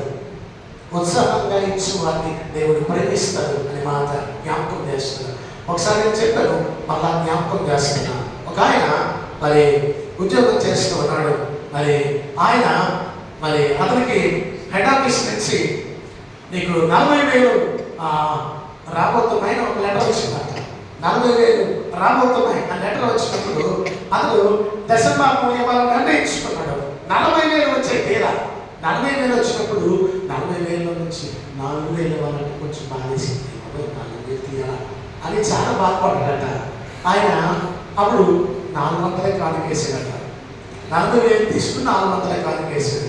మళ్ళా లెటర్ వచ్చిందంట ఆఫీస్ నుంచి, మీకు రావాల్సింది 40,000 కాదండి, 4,000 మిగిలిన డబ్బు కట్టమని చెప్పి వచ్చిందంట. అంటే దేవుడు కరెక్ట్గా వసూలు చేసి అతని దగ్గర 4,000కి 400, 40,000 4,000 ఇస్తే దేవుని ఆశీర్వాదం పొందుకునేవాడేమో. 400 ఇచ్చాడు. దేవుడు కూడా 4,000 అయినా నీ 4,000 మిగతా డబ్బులు కట్టమని చెప్పి కట్టొచ్చిందంట. దేవునికి ఉత్సాహంగా ఇచ్చేవారిని ఆయన ప్రేమించేవారిగా ఉన్నాడు. కానుకలు ఎలా ఇవ్వకూడదు అనే మాట గమనిస్తే మొట్టమొదటిగా కొనుక్కోకుండా ఇవ్వాలి. దేవునికి ఇచ్చేటప్పుడు కొనుక్కోవద్దు. ఒక ఆయన మరి ఆలయం కడుతున్నామని భాస్కర్ కానుకలు అడిగినప్పుడు ఒక ఆయన కానుకలు పంపించాడు. ఆ కుమార్తె కానుక తీసుకొచ్చింది, భాస్కర్కి ఇచ్చి ఆయన ప్రార్థన చేశాడు. ఇంటికి వెళ్ళిన తర్వాత అడిగాడంట, అమ్మ ఆ కానుక ఇచ్చే భాస్కర్ ఏమన్నారంటే, నాన్న కానుక తీసుకుని భాస్కర్ గారు ప్రార్థన చేశాడని చెప్పిందంట. అప్పుడు ఆయన అన్నాడంట ఆ అమ్మాయితో, ఈ కానుక ఇవ్వడానికి నేను ఎంత ఇచ్చిన ఆయనకి తీసాడంట. ఈ కానుక ఇవ్వడానికి 2 నిమిషాలు ప్రార్థన చేశాడు ఆయన అన్నాడంట. 2 నిమిషాలు ప్రార్థన, ఈ కానుక నేను రోజు ఏడిసాను ఆయనకే తీసాడంట. ఆయన అంటే మా కానుక ఇవ్వడానికి కూడా ఆయన ఏడుద్దనే పంపించాడు అనమాట. మీరు గమనించండి, దేవునికి ఇచ్చే కానుక నువ్వు చదువుకోకుండా బలవంతంగా కాకుండా ఆ కానుక దేవునికి ఇవ్వాలి. రెండవదిగా మరి వ్యాపార దృక్పథంతో దేవునికి ఎవరు కానుకలు ఇవ్వకూడదంట. అంటే చూడండి, దేవునితో వ్యాపారం, నువ్వు అంతిస్తే నేను ఎంత ఇస్తాను, నువ్వు అంతిస్తే ఎంత ఇస్తానని వ్యాపార సంబంధంగా దేవునికి ఎవరు కానుకలు ఇవ్వకూడదు. అంటే అది వ్యాపారం. అయ్యా నువ్వు నాకు ఎంత ఇస్తే అందులో ఎంత ఇస్తాను, అది అలాంటి ఏమొద్దు. నీకు హృదయపూర్వకంగా నిశ్చయించుకున్న ప్రకారం దేవునికి ఏమన్నాడు ఆయన. అంతేగాని దేవునితో వ్యాపార సంబంధంగా కానుకలు ఇవ్వకూడదట. మూడవదిగా మరి భిక్షగానికి ఇచ్చినట్లుగా దేవునికి ఇవ్వకూడదంట. భిక్షగానికి ఇచ్చినట్లుగా, భిక్షగానికి ఎలా ఇస్తాం? పరసంతా తీసి చెవులు ఎదుగుతాం కదా, బాగా ఎదిగి ఎక్కడ ఉందో ఆ కాయిన్ ఎక్కడ ఉందో ఎదిగి అప్పుడు పట్టుకుని వేయడానికి ప్రయత్నం చేస్తాం. దేవునికి ఇచ్చే కానుక భిక్షగానికి వేసినట్టుగా వేయకూడదు. నేను పోషిస్తూ, నేను సంరక్షిస్తూ, నేను కాపాడుతూ, నేను అభివృద్ధి చేస్తున్న నీ దేవునికి నువ్వు హృదయపూర్వకంగా ఇవ్వాలి. భిక్షగానికి ఇచ్చినట్టు ఇవ్వకూడదు. ఇంకా దేవునికి ఇచ్చినప్పుడట పిల్లల చలనివి మారనివి ఎందుకు పనికిరానివి దేవునికి ఇవ్వకూడదు. దేవునికి ఇవ్వకూడదు. శ్రేష్టమైన వాటిని దేవునికి అర్పించాలి. శ్రేష్టమైన వాటిని దేవునికి అర్పించాలి. మీరు గమనించండి, మరి అర్పించేటువంటి క్రైస్తవేతరులు అర్పించే కాలం చాలా శ్రేష్టంగా దేవునికి ఇస్తారు. వాళ్ళు ఇచ్చినప్పుడు దేవునికి ఇస్తున్నాం, చాలా శ్రేష్టంగా వాళ్ళని ఇస్తున్నాం. మనమేమో ఏదో ఇస్తున్నాం అన్నట్టుగా ఇస్తున్నాం. కానీ శ్రేష్టమైన వాటిని హృదయపూర్వకంగా దేవునికి ఇవ్వటం మనకు ఆశీర్వాదకరం. కనుక ఈ కోత పండుగ దినమున మరి మనం గమనించినప్పుడు ఆ ధనవంతుడు కొట్లు విప్పి కట్టి పంట బాగా పండిన తర్వాత ఏం చేయలేను, కొట్లు విప్పి కడతాను అనుకున్నాడు తప్ప, అయ్యా ఇంత పంట పండడానికి కారణం నువ్వు ఎందుకు నన్ను ఆశ్రయించావు కనుక విస్తారంగా పండింది, అందుకు కొట్లు విప్పి కట్టుకుంటున్నాను అని దేవునికి కృతజ్ఞత చెల్లించలేదంట. ఆయన ఒక మాట అన్నాడు, ఈ రాత్రి నీ ప్రాణం అడిగితే నువ్వు సంపాదించినంత ఎవరికి ఇస్తాను. ఈ రాత్రి నీ ప్రాణం అడిగితే నువ్వు సంపాదించినంత ఎవరికి ఇస్తాను. దేవుని విషయంలో ఆయన మనకిస్తున్న వాటి వరకు ఆయన మనం కృతజ్ఞత చెల్లించాలి, దేవుని కనపరచాలి. కనుక ఈ ప్రథమ కానుకల పండుగ, ఈ కోత పండుగ దేవుడు మనకిచ్చినటువంటి వాటన్నిటినీ మనం జ్ఞాపకం చేసుకుంటూ దేవుని కనుక దేవునికి ఇచ్చి శోధించినప్పుడు పట్టచాలని విస్తారమైన దీవెనలు ఆయనకు అనుగ్రహిస్తారు. అట్టి దీవెనలు పొందుకోవడానికి పరిశుద్ధాత్మ దేవుడు తన కృప మనందరికీ అనుగ్రహించును గాక. ఆమేన్. సమస్త జ్ఞానములకు మించిన దేవుని సమాధానం యేసుక్రీస్తు వలన మన హృదయములకు మన తలపులకు కావలి ఉండును గాక. ఆమేన్. దేవా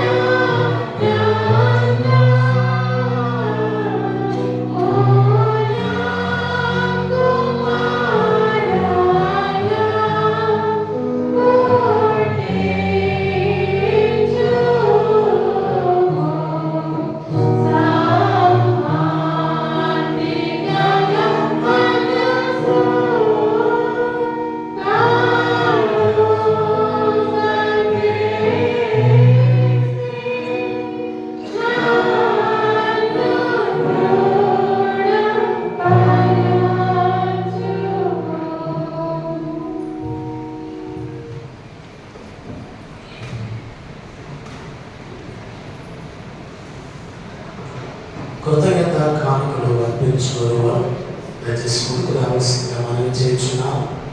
దేవుడు మీ జీవితాల్లో చేసిన మేలుల కొరకై, మహోపకార్యాల కొరకై కృతజ్ఞత చెల్లించి మనం దయచేసి ముందుకు రావాలని మనం చేస్తున్నాం.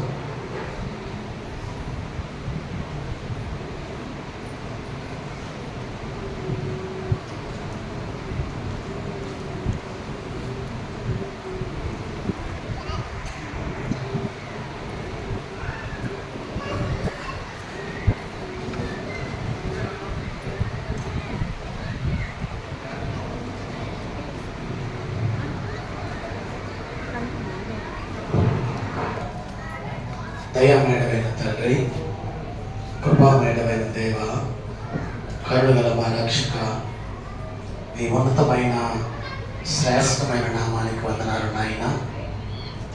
కృతజ్ఞత చెల్లిస్తూ ఈ పాదాల చెంత నిలబడిన ప్రతి బిడ్డ కొరకు ప్రత్యేకంగా వందనాలు చెల్లిస్తున్నాను.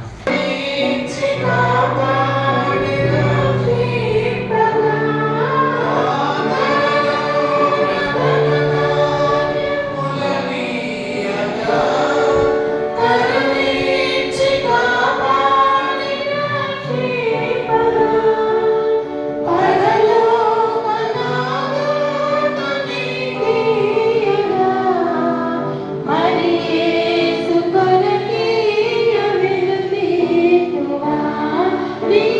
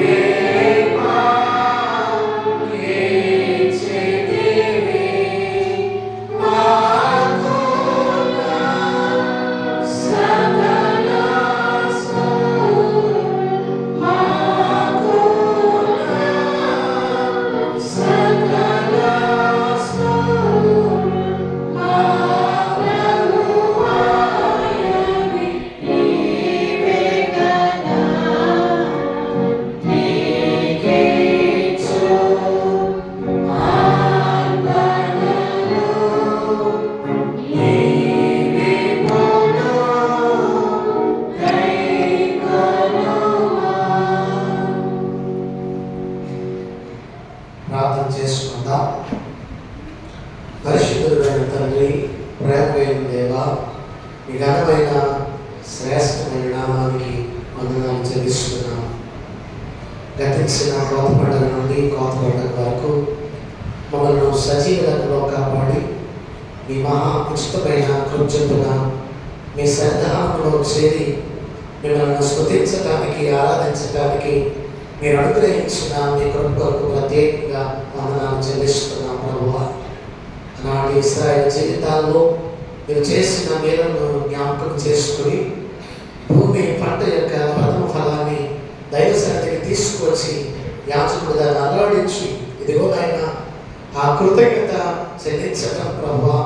మీరు ఏర్పాటు చేసిన కట్టడై ఉంటుండగా ఇది ప్రథమ ఫలముల పంటగా నాయన కోత పండుగ దీన్ని ఆచరిస్తూ ఉండగా మహిమగల తండ్రి, ఈరోజు మా జీవితాల్లో మమ్మల్ని పుట్టించి పోషించి ఇదిగోనైనా మాకు కావలసిన వాటిని మాకు అనుగ్రహిస్తూ భూఫలములను నాయన వృక్ష ఫలములను మేము భుజించినట్టుగా చేయటమే కాక ఆయన సంపాదించుకోవడానికి సామర్థ్యాన్ని ఇస్తూ మీరు అనుగ్రహించిన ఉద్యోగాలను బట్టి, వ్యాపారాలను బట్టి, వారు కష్టపడి చేస్తున్న పనులను బట్టి ప్రత్యేకంగా మీకు వందనాలు తండ్రి.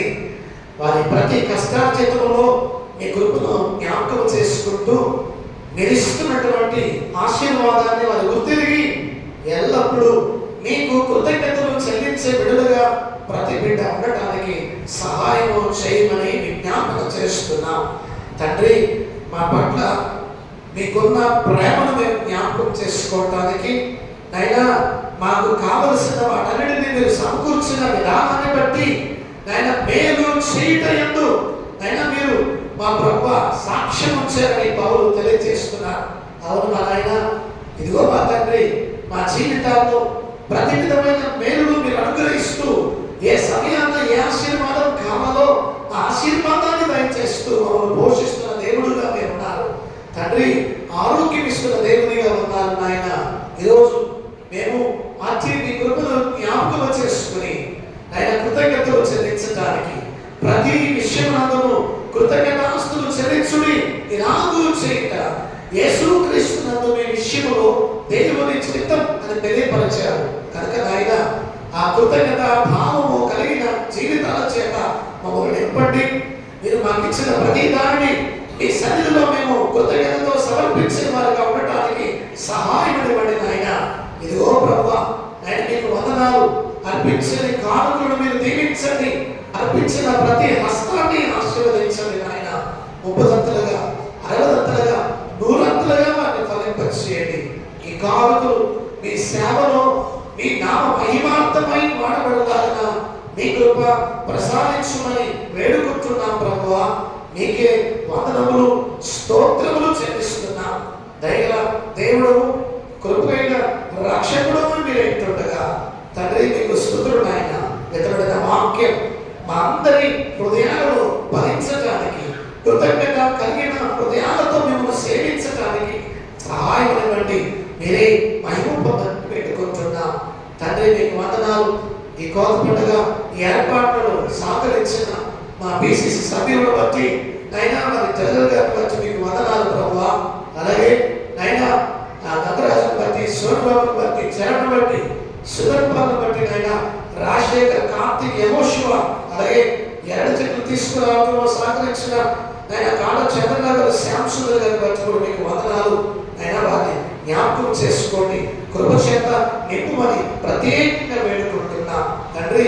ఇద్దరు ఈ స్టాల్స్ ఏర్పాటు చేసిన ప్రతి బిడ్డ కొరకు ప్రార్థన చేస్తా ఉన్నాం ప్రభువా.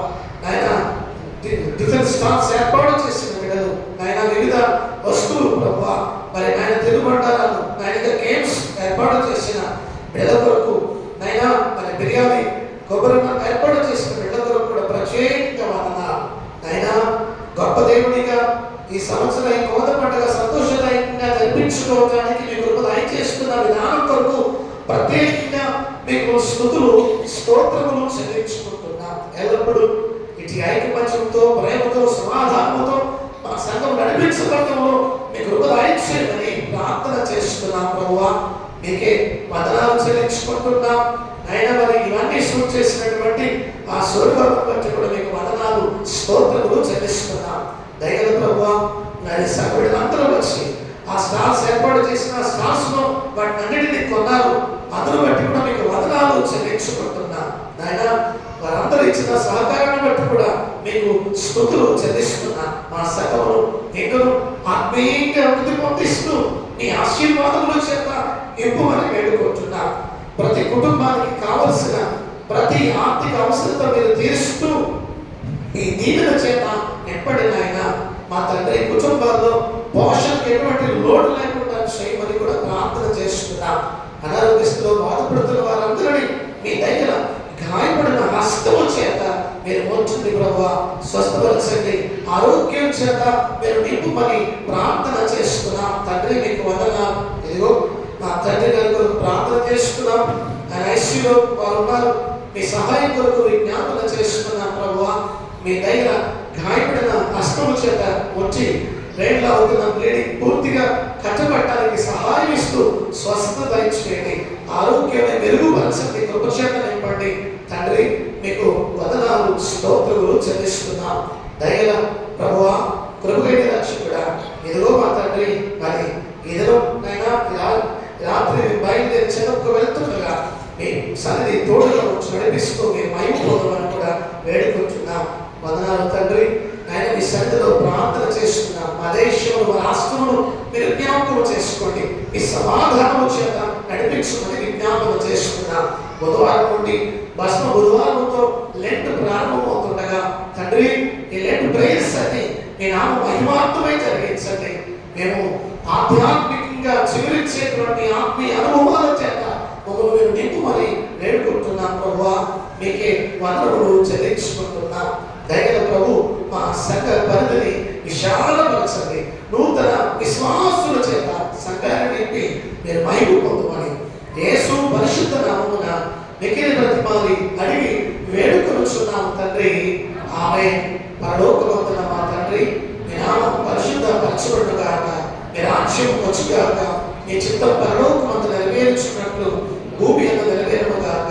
మా అనుదిన ఆహారం నేడు మాకు దయచేయము. మరి అపరాధం చేసిన వారిని మేము క్షమించిన ప్రకారం అపరాధం క్షమించు. మేము శోధనలోనికి తేక దుష్టుని తప్పించుము. రాజ్యము, శక్తి, మహిమ నిరంతరము నీవే ఉన్నవి. ఆమేన్.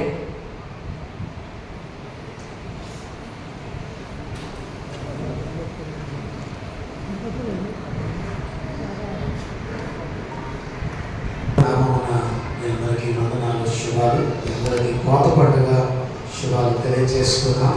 మరి ఈ కోత పండుగ ఏర్పాట్లలో చక్కని సహకారం అందించి ఏర్పాటు చేసిన సంఘ పిసిసి సభ్యులకు, జగన్ గారికి, అలాగే మరి ఇవన్నీ ఏర్పాటు చేయడంలో, అలాగే మన అక్కడ బయట టెంట్స్ వేసి స్టాల్స్ ఏర్పాటు చేయడంలో వీటన్నిటిలో సహకరించినటువంటి నగరాజు గారు, సోనబాబు, చరణ్, సుధర్పాల్, రాజశేఖర్, కార్తీక్, యమోశివకు వందనాలు. మరి చాలా దూరం వెళ్ళి అన్ని చెట్లు తీసుకురావడంలో సహకారం అందించినటువంటి శ్యామ్ సుందర్, కాటా చంద్రరావు గారికి ప్రత్యేకమైన వందనాలు తెలియజేస్తున్నాం. పిల్లరా మరి ఈరోజు స్టాల్స్ ఏర్పాటు చేస్తున్నారు. కబడ్డిపల్లి రత్నకుమారి గారు ఎగ్ మరియు రాగి జావ ఏర్పాటు చేశారు. వారికి ప్రత్యేకమైన వందనాలు. శ్రవంతి గారు చికెన్ గారి ఏర్పాటు చేశారు. వారికి వందనాలు. ఆర్ శారద టీచర్ గారు రవ్వ లడ్డు ఏర్పాటు చేశారు. వారికి వందనాలు. సిహెచ్ లలిత్ గారు కచ్చకాయలు బూర్లు ఏర్పాటు చేశారు. వారికి ప్రత్యేక వందనాలు. మాధవదేవి గారు కొబ్బరన్నం చికెన్ ఏర్పాటు చేసిన వారికి వందనాలు. ఆమని సుశీల గారు అరిసెలు ఏర్పాటు చేసిన వారికి వందనాలు. శాంత్ కుమారి గారు ఇడ్లీ టీ కాఫీ ఏర్పాటు చేశారు. కవిత భాగ్యశ్రీ ఉల్లి బజ్జీ టిఫిన్ ఏర్పాటు చేసిన వారికి వందనాలు. కేక్స్ ఏర్పాటు చేసిన వెనిలా గారికి, మరి గేమ్ బెలూన్ గేమ్ ఏర్పాటు చేసిన జెస్సీ హర్షలకు, బాల్ గేమ్ ఏర్పాటు చేసిన భవ్య నిశ్చలకు, దేవుని దీవెన కలుగును గాక. లిఖిత్ బాబు మరి సైకిల్ సెంటర్ గేమ్ గేమ్ పెట్టారు. లిఖిత్ కూడా ప్రత్యేకమైన వందనాలు. ఈ శాంతి ప్రియ సేవియా కస్టర్డ్ ఏర్పాటు చేశారు. పిల్లల మరి టికెట్స్ అన్ని బాగానే సేల్ చేశారు. మీ అందరికీ ప్రత్యేకమైన వందనాలు. అలాగే మరి ఇక మిగిలిన ఏమన్నా ఆర్డర్ అయిన తర్వాత వాళ్ళు చేసేయాలి. వాళ్ళందరూ ఖాళీ చేతులతో వెళ్ళాలి, ఏమి మిగలకూడదు. కొబ్బరన్నం అయిపోయింది. కొన్న వాళ్ళందరికీ వందనాలు. అలాగే మరి బిర్యానీ ఉంది, ఉన్నాయా? బిర్యానీ కూడా మరి అయిపోవస్తుంది. తొందరపడండి. ఇక్కడి నుంచి కొనుక్కెళ్ళండి. ఇక్కడి నుంచి కొనుక్కెళ్తే తింటే ఆశీర్వాదం. ప్రాంగణంలో కొనుక్కొని తింటే ఆశీర్వాదం. కనుక మరి కోత పండుగ అంటే ఆ కానుక దేవుని సన్నిధికి వెళ్తుంది. అలా కూడా మీకు ఆశీర్వాదమే. కనుక దయచేసి చికెన్ మరి ఫ్రై ఫిష్ బిర్యానీ ఉన్నాయి. తొందరగా వెళ్తే పేడ దొరుకుతాయి. కనుక మీరు మీకు ఆర్డర్ ఇస్తే తెప్పిస్తాం కూడా. మరి దయచేసి అందరూ చాలా చక్కగా మీ సహకారం అందించారు. మీ ప్రేమపూర్వకమైన సహకారం వరకు సంఘ సభ్యులందరికీ పేరు పేరు చెప్తున్న ప్రత్యేకమైన వందనాలు. మరి వాయిస్ పవర్ చేస్తూ సోమబాబు గారి ప్రతి దగ్గరికి వెళ్ళి గాలి గురించి అభిప్రాయం ఏంటి, ఇడ్లీ గురించి అభిప్రాయం ఏంటి, అరిసెల గురించి అభిప్రాయం ఏంటి అనే అభిప్రాయం సేకరించిన సోమబాబు గారికి ప్రత్యేకమైన వందనాలు తెలియజేస్తున్నా. మరి ఆయన ఏం కొడాలో స్టాల్స్ వాళ్ళు అడుగుతారు. ఇప్పుడు వీళ్ళరా మరి ఎంత సహకారం అందించారు. మీ అందరికీ వందనాలు. మీరు కానుకలు అందజేస్తారు. వచ్చిన వారం ఆ కానుకలు చదివి స్టాల్స్ ఏర్పాటు చేసిన వారందరూ ముందుకు పిలిచి ప్రార్థన చేస్తాం. ఇప్పుడు ఇంకా లెక్కలు తేలేదు కనుక మరి అప్పు చెప్పిన తర్వాత వచ్చిన వారం చర్చి నిధులు అది జమ చేయబడతాయి. వారి వరకు ప్రార్థన చేయబడుతుంది. సహకరించిన మీ అందరికీ ప్రత్యేకమైనటువంటి వందనాలు పేరు పేరు చెప్పున తెలియజేస్తున్నాను. స్టాల్స్ ఏర్పాటు చేసిన వారందరూ కూడా ప్రత్యేకమైన వందనాలు తెలియజేస్తున్నాను. మంగళవారం ఉదయం 11 గంటలకు ఊళ్ళ లలిత గారి గృహం దగ్గర స్త్రీల కూడిక ఏర్పాటు చేయబడింది. మరి చివరి మంగళవారం కూడిక 7వ వారం స్త్రీలందరూ పాల్గొనాలని కోరుతున్నాను. అలాగే మంగళవారం రాత్రి 7 గంటలకు ధర్మదాస్ ప్రశాంతి గారి గృహం దగ్గర స్త్రీల కూడిక. అంటే బుధవారం ప్రతి బుధవారం ఏర్పాటు చేస్తున్నాం. బుధవారం మరి పసుపు బుధవారం వచ్చింది కనుక మంగళవారానికి రాత్రికి మార్చడం జరిగింది. గమనించండి స్త్రీలందరూ. మంగళవారం రాత్రి 7 గంటలకు ధర్మదాస్ ప్రశాంతి గారి గృహం దగ్గర రామదాస్ పేటలో ఈ కూడిక జరుగుతుంది. స్త్రీలందరూ పాల్గొనవలసిందిగా ప్రేమపూర్వకంగా మనవి చేస్తున్నా. పెద్దలందరికీ మరొకసారి ప్రత్యేకమైన వందనాలు. చక్కగా మరి అంత ఏర్పాటు చేయడానికి వారు సహకరించారు. వారికి ప్రత్యేక వందనాలు. వచ్చే బుధవారంతో భస్మ బుధవారంతో లెంట్ ప్రారంభమవుతుంది. ఆరాధన సాయంత్రం 6:30 గంటలకు ఆరాధన ప్రారంభించబడుతుంది. ఎందుకంటే పూర్తి ఆరాధన అవుతుంది కనుక మొదటి రోజు. తర్వాత రోజు నుంచి రాత్రి 7 గంటలకు ప్రారంభం అవుతుంది. మొదటి రోజు మాత్రం 6:30. ఎందుకంటే పూర్తి ఆరాధన ఉంటుంది. తర్వాత రోజు అంతా కొత్త ఆరాధనలే కనుక దయతో గమనించి 6:30 గంటలకు మరి పసుపు బుధవారం ఆరాధనలో అందరూ పాల్గొనాలని మనం చేసుకున్నా. నేను బైబిల్ చదవడానికి పేర్లు ఇవ్వండి, ప్రార్థన చేయడానికి పేర్లు ఇవ్వండి, కొత్త పద్ధతులకి పేర్లు ఇవ్వండి చెప్పినప్పుడు ఏమీ లేదు. ఈ ఇంకెవరికి ఇవ్వాలనుకుంటే ఏమంటే ఇచ్చిన వారి పేర్లు మాత్రమే వేస్తాం. ఎవరి పేర్లు నేను వేయలేదు, ఎందుకంటే మరి మా పేరు వేస్తే ఆ పేరు వేసినట్టు చదవడానికి కూడా రావట్లేదు. కనుక మీకు ఇష్టమైతే పేర్లు ఇవ్వండి, ఆ పేర్లు వేయటం జరుగుతుంది. అలాగే ప్రసంగాలు చేసేవారు కూడా మరి ఇక చేయాలనుకున్న వారు ఇచ్చారు చాలా మంది వారి పేర్లు రాశారు. ఇంకెవరైనా చేయాలనుకుంటే మీ పేర్లు ఇవ్వాలని ప్రేమపూర్వకంగా మనవి చేస్తున్నాను. నాన్నగారు కృపాధరన్ గారు వారు ఐసీయూలో ఉన్నారు. బ్రెయిన్లో ఫ్లాట్స్ ఉన్నాయి, అలాగే బ్రెయిన్లో బ్లడ్ బ్లీడింగ్ అవుతుంది. ప్రస్తుతం ఐసీయూలో ఉన్నారు. ప్రార్థన చేయండి, దేవుడు వారిని స్వస్థపరచలాగా, వారు పూర్తిగా కోలుకోలేక మీ ప్రాంతంలో వారిని జ్ఞాపకం చేసుకుని మనవి చేసుకున్నాం. శివ సమాజం వారు హాస్పిటల్లో పెట్టినప్పుడు అందరూ దర్శించారు, అందరికి ప్రత్యేకమైన వందనాలు తెలియజేసుకున్నాం.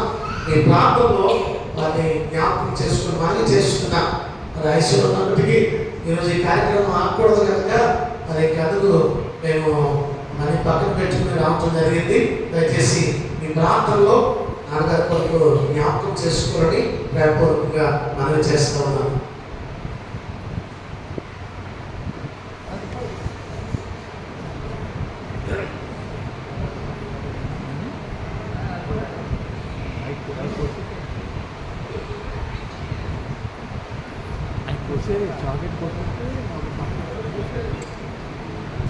ముగింపు కీర్తనగా 578వ కీర్తన, యెహోవా సన్నిధిని 583వ కీర్తన, యెహోవా సన్నిధిని నీ స్తోత్ర గానముతో ముగింపు కీర్తనగా పాడుకుందాం.